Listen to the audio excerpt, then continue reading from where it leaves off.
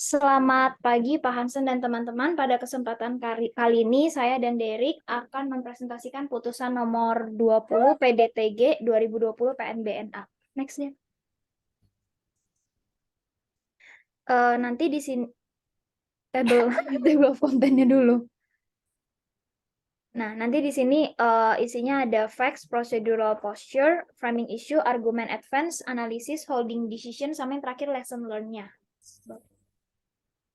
Dimulai dari fact dulu. Jadi di sini penggugatnya itu Sulaiman dan kuasa hukumnya itu Teddy Irawan SH DKK. Jadi tergugat satu ini kuasa pengguna anggaran Kepala Bidang dan Prasarana Kantor Dinas Pendidikan Aceh, tergugat duanya Kepala Dinas Pendidikan Provinsi Aceh, tergugat tiganya Panitia Pemeriksa Hasil Pekerjaan kuasa hukum tergugat Amrijal Jeprang SH. Lanjut. Procedural posture-nya, jadi awalnya ini penggugat merasa dirugikan karena penggugat ini udah memenuhi kewajibannya sebagai penyedia barang dan jasa berupa meja guru yang mereknya QA20312 jumlahnya 106 unit dan harganya itu satuannya sebesar 2.180.000 dan kursi guru merek Swan Staff Chai Black berjumlah 106 unit juga dengan satuannya harganya sebesar 1.805.000 di sekolah dasar SD yang ada di Kabupaten Aceh Singkil. Nah, jadi totalnya itu semuanya 422.410.000 ditambah PPN. Jadi PPN-nya itu 10%, 42.241.000 sehingga totalnya itu jadi 464.651.000. Next. Jadi pihak tergugat satu ini menyatakan kalau item barang yang dihasilkan sama penggugat itu nggak sesuai sama kemauan dan perjanjian dari para pihak tergugat dari para pihak. Jadi pihak tergugat satu ini memutus perjanjian yang akibatnya pihak tergugat satu tidak perlu melaksanakan kewajiban yaitu membayar item yang dihasilkan pihak penggugat. Tapi pihak penggugat ini nggak sadar kalau ternyata perjanjiannya itu udah diakhiri karena item yang diberikan pihak tergugat satu nggak sesuai sama perjanjiannya. Jadi pada kenyataannya penggugat ini tidak memenuhi barang sesuai dengan produk yang ditawarkan dalam perjanjian kontrak yang tertuang dalam surat pengajuan penawaran, surat dukungan, surat pernyataan dan brosur barang yang diajukan penggugat. Dalam dokumen perjanjian kontrak padahal pada saat pengajuan penawaran penggugat itu telah membuat surat pernyataan tunduk pada spesifikasi teknis pada tanggal 25 Juni 2018 yang menyatakan di angka 2 itu bahwa spesifikasi teknis nama barang, merek, type atau model, ukuran, warna, dan bahan material, serta jumlah yang ditentukan dalam kontrak itu tidak ada perubahan. Next. Jadi pihak tergugat satu ini melalui surat peringatan pekerjaan itu memperingatkan penggugat kalau misalnya meminta penggugat itu untuk mengganti barang berupa mebeler meja gurunya sesuai spesifikasi produk yang tertuang di perjanjian. Dokumen penawaran perusahaan kode QA 20312 itu produksi merek Informa. Apabila tidak dilaksanakan maka tergugat satu akan memutuskan perjanjian. Menanggapi surat tergugat satu, penggugat ini melalui surat lagi pada 14 Oktober 2018 itu menerangkan kalau penggugat tidak dapat mengambil barang dari Informa tapi memperoleh barang berupa meja guru dari CV Jaring Citra Lestari Medan. Tapi ketika dilakukan pengecekan langsung ke perusahaan ternyata mebeler meja guru yang type QA20312 ini nggak terdaftar dan brosur di CV Jaring Citra Lestari ini beralamat di Helvetia Raya Medan. Dalam hal ini, penggugat itu telah mengelabui dan berupaya menipu tergugat dengan menyediakan item barang uang yang tidak sesuai dengan perjanjian. Jadi lebih lanjutnya lagi, item barangnya ini yang mebeler kursi gurunya ini yang sebanyak 106.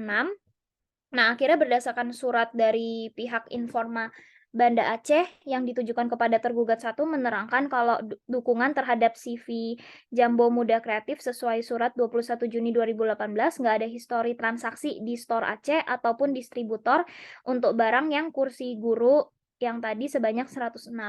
Lanjut. Akhirnya pihak penggugat tidak memiliki itikat baik dan tidak mengganti item tersebut. Jadi pihak penggugat memberi keterangan kalau melayangkan somasi dan telah melakukan mediasi di luar pengadilan dikarenakan tidak ada titik terang dan musyawarah dari kasus ini dan akhirnya akan dibawa untuk diadili di Pengadilan Negeri Banda Aceh. Lanjut, Derek. Kemudian untuk framing isunya yaitu pada mulanya penggugat merasa digerugikan dikarenakan penggugat telah memenuhi kewajibannya sebagai penyedia barang dan jasa berupa meja guru bermerek QA 20312 berjumlah 100 dengan harga satuan sebesar 2.180.000 dan kursi guru bermerek John Staff Chai Black berjumlah 106 yang dengan harga satuan sebesar 1.805.000 dan kemudian ditotalkan itu senilai 464.651.000 rupiah. Kemudian pihak tergugat satu menyatakan bahwa item barang yang dihasilkan oleh penggugat tidak sesuai dengan kemauan dan perjanjian dari para pihak. Pihak tergugat satu memutus perjanjian yang berakibat bahwa pihak tergugat satu tidak perlu melaksanakan kewajibannya yaitu membayar item yang dihasilkan pihak penggugat. Namun pihak penggugat tidak menyadari bahwa perjanjian tersebut telah diakhiri dikarenakan item yang diberikan oleh pihak tergugat satu tidak sesuai dengan perjanjian. Pada kenyataannya penggugat tidak memenuhi barang sesuai dengan produk yang ditawarkan dalam perjanjian kontrak yang tertuang dalam surat pengajuan penawaran, surat dukungan, surat pernyataan, dan brosur barang yang diajukan penggugat dalam dokumen perjanjian kontrak. Padahal pada saat pengajuan penawaran penggugat telah membuat surat pernyataan tunduk pada spesifikasi teknis pada tanggal 25 Juli 2018 yang menyatakan pada angka 2, yaitu menyatakan bahwa spesifikasi teknis, nama barang, merek, tipe, model, ukuran, warna, dan bahan ataupun material dan jumlah barang yang telah ditentukan dalam kontrak tidak ada perubahan. Kemudian untuk argumen advance-nya dari penggugat yaitu penggugat menggugat pihak tergugat dikarenakan pihak tergugat tidak melaksanakan kewajibannya terutama pihak tergugat satu yang tidak memenuhi kewajiban untuk melunasi item yang telah diproduksi oleh penggugat.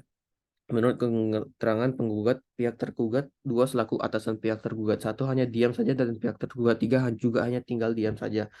Kemudian dari pihak tergugatnya yaitu berdasarkan fakta-fakta persidangan terbukti bahwa ternyata penggugat yang mengelabui yaitu dalam hal menyediakan barang dan jasa penggugat tidak memiliki itikat baik dalam hal memenuhi kewajibannya. Item yang diproduksi penggugat berupa meja dan penggugat dalam memproduksi meja tersebut tidak mengikuti apa yang berada dalam kontrak perjanjian. Ketika penggugat, namun penggugat tidak memiliki itikat baik untuk memproduksi ulang meja sesuai dengan ketentuan yang sebelumnya telah diatur dalam perjanjian.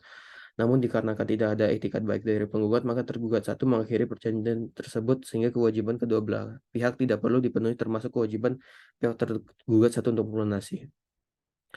Kemudian untuk analisis kasus ini bahwa jika melihat dari fakta-fakta berdasarkan dokumen yang ada, permasalahan hukumnya bukan pada tidak dibayarnya pekerjaan penggugat oleh tergugat, tapi karena surat perjanjian tersebut telah dilakukan pemutusan oleh tergugat satu berdasarkan surat pada tanggal 23 Oktober 2018 karena dengan adanya surat ini semua isi yang terkandung dalam perjanjian tersebut menjadi batal atau tidak lagi berkekuatan hukum. Kemudian bahwa tidak benarnya penggugat telah melaksanakan pekerjaan pengadaan mebeler ruang guru tingkat SD sesuai dengan perjanjian kontrak.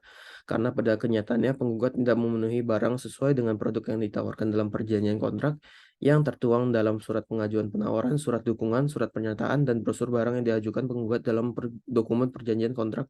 Padahal pada saat pengajuan penawaran penggugat telah membuat surat pernyataan tunduk pada spesifikasi teknis. Kemudian bahwa berdasarkan surat pernyataan pada spesifikasi teknis, perbuatan penggugat yang telah mengalahi kontrak jenis lamsam berkonsekuensi semua risiko sepenuhnya ditanggung oleh penyedia, penggugat, dan pembayaran.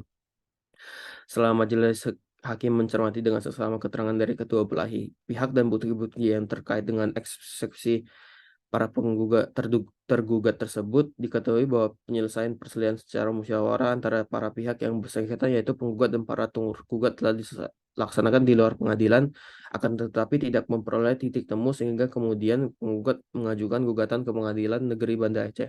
Dengan diajukannya gugatan perkara AKO ke Pengadilan Negeri Banda Aceh, maka kedua pihak sejatinya telah melaksanakan penyelesaian perselisihan secara musyawarah atau mediasi baik di luar maupun di dalam pengadilan.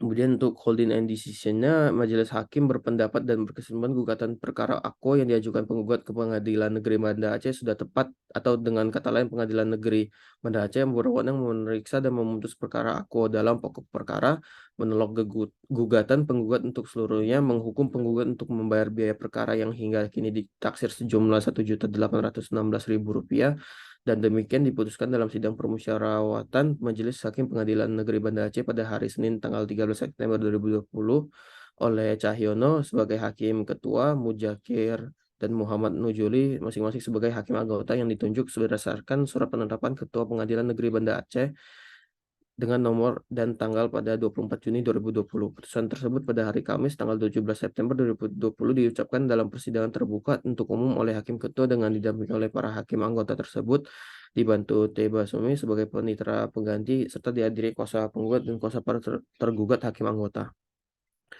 Nah, pelajaran yang bisa didapatkan dari kasus ini yaitu dalam membuat suatu perjanjian diperlukan memperhatikan pasal 1320 KUH PR terkait sahnya suatu perjanjian, sehingga ketika terdapat permasalahan yang seharusnya diselesaikan melalui pengadilan, perjanjian tersebut dianggap sah, dan sebagai para pihak yang telah membuat perjanjian diperlukan kesadaran dalam hal memenuhi perjanjian dan memperhatikan isi perjanjian tersebut apakah telah sesuai dengan kemauan para pihak atau belum.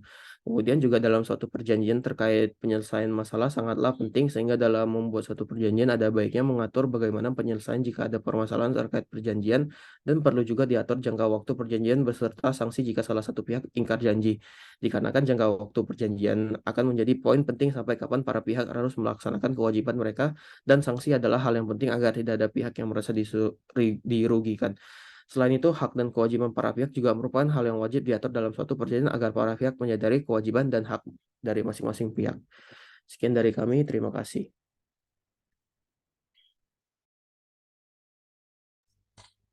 Oke,